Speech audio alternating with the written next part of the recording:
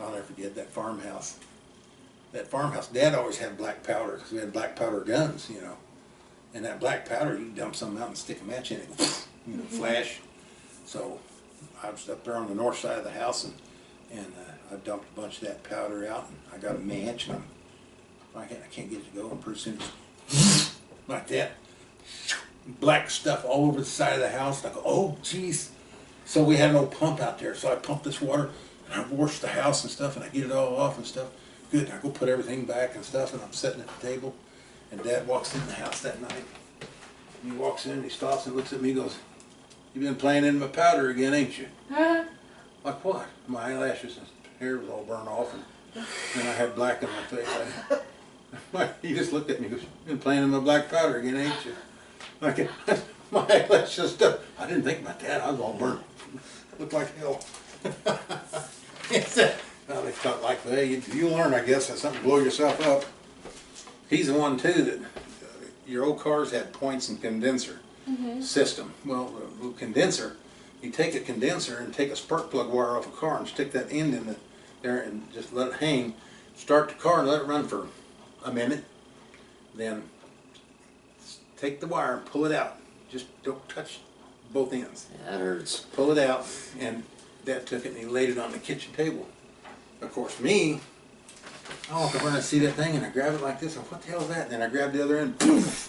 I get it charged. It's charged. Like 30,000 volts, just poof, all at once. Dad, he goes, "I knew you'd be the first one to grab it."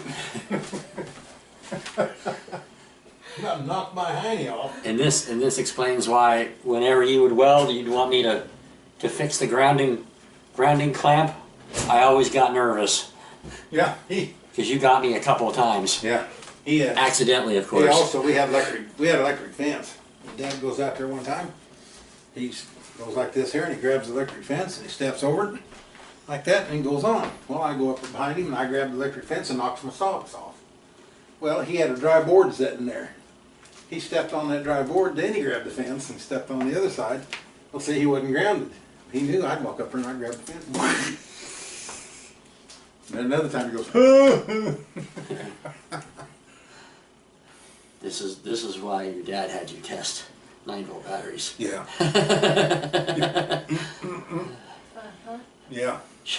She found out she was the only one in college that whose dad taught him that trick. Yeah.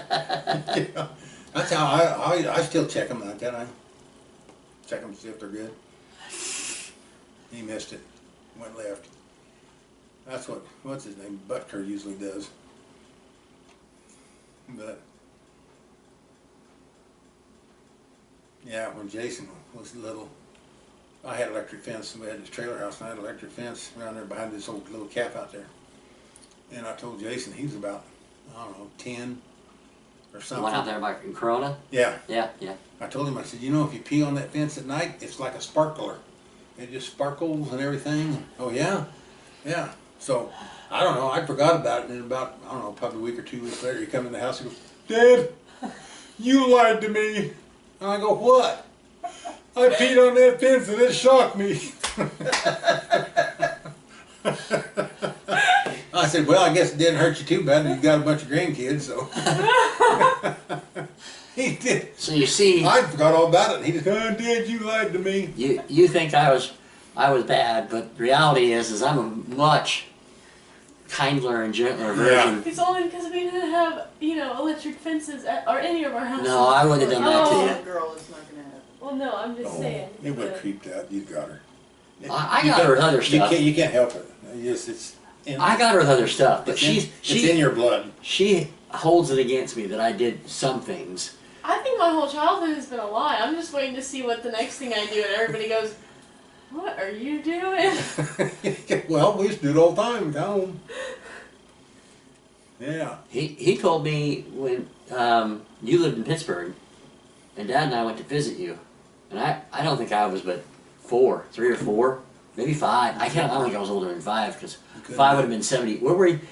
In 76, I was in Pittsburgh. So I would have been 5. Yeah.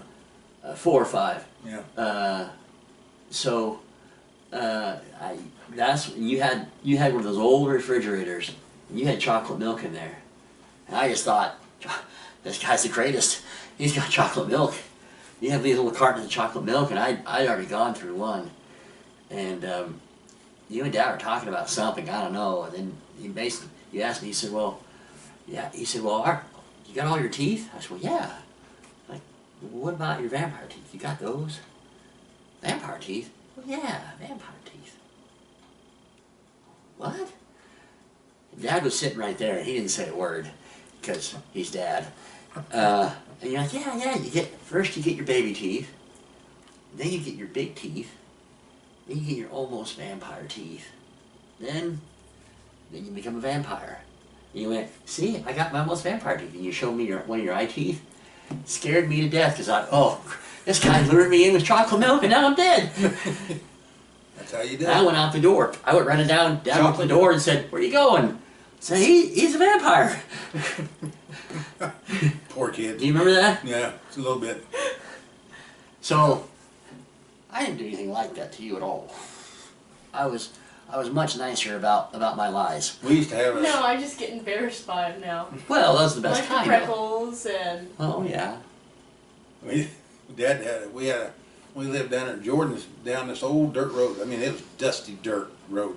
But it went down to what they call Spiegelmeyer Cemetery.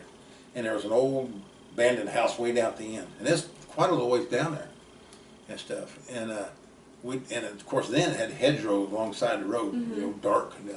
And we'd go walking down through there with Dad and Dave, me and Dave and Dad.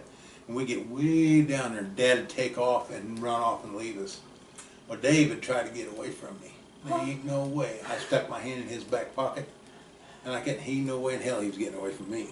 I mean, he'd do, let go, no way. He'd be going, And by the way, I'd be going, and Dad's version of the story was, he was definitely going to leave you. yeah, he was trying to. And he still held a grudge that you wouldn't let go. No, there wasn't no way I was going to let go.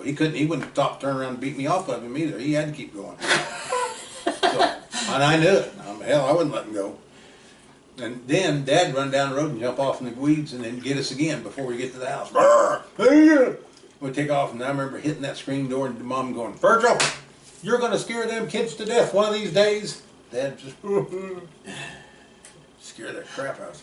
He'd run, man. He's little short legs. My God, he was gone like a road runner. He was gone. And we couldn't keep up with him, and then he'd disappear. He'd jump off in the weeds and get us again before we get to the house. Oh, man. Trouble is, he done it more than once. Well, you enjoyed it. We was kind of slow. It was kind of slow. I mean, you know, we had a hard time catching on or what to expect next. I think he lied to us. He didn't tell us the truth. I'd have. Yeah.